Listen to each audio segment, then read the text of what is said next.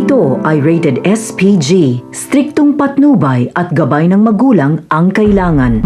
Isang mapagpalang araw kapamilya, narito ang mga dapat nating abangan sa FPG's Batang Quiapo. Mapagbibintangan si Santino sa krimen na hindi niya namang ginawa. Matatagpuan si Coach Gary ng kanyang mga kasamahan na naliligo sa sarili nitong dugo at wala ng buhay matapos ngang saksakin ito ni Lawrence nang hindi nito mapagbigyan na mapahiram siya ng pera.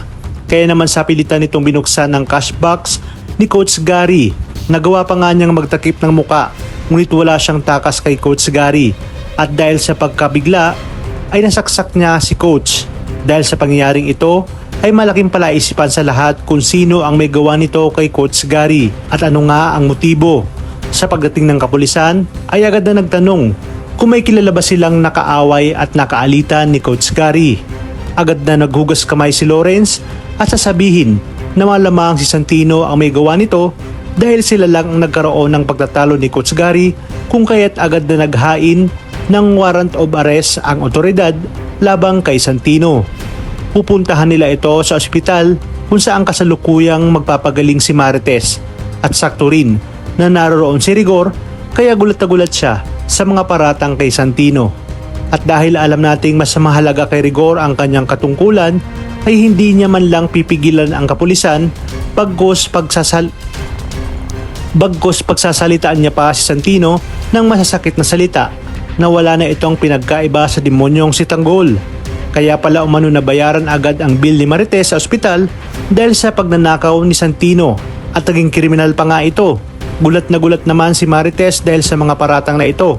Alam niya sa kanyang sarili na hindi si Santino ang nagbayad sa ospital at hindi nga ito magagawa ng kanyang anak. Hindi niya lang masabi na si Ramon Montenegro ang nagbayad dahil baka mas lalo magkagulo kapag nalaman ito ni Rigor at baka malaman din niya na buhay pa pala si Ramon Montenegro. Ayaw mang sumama ni Santino ngunit wala siyang magagawa lalo pat pinagdidiinan ni Lawrence na ito ang sumaksak kay Coach Gary. Tuwang-tuwa naman si Lawrence dahil nagkapera na siya.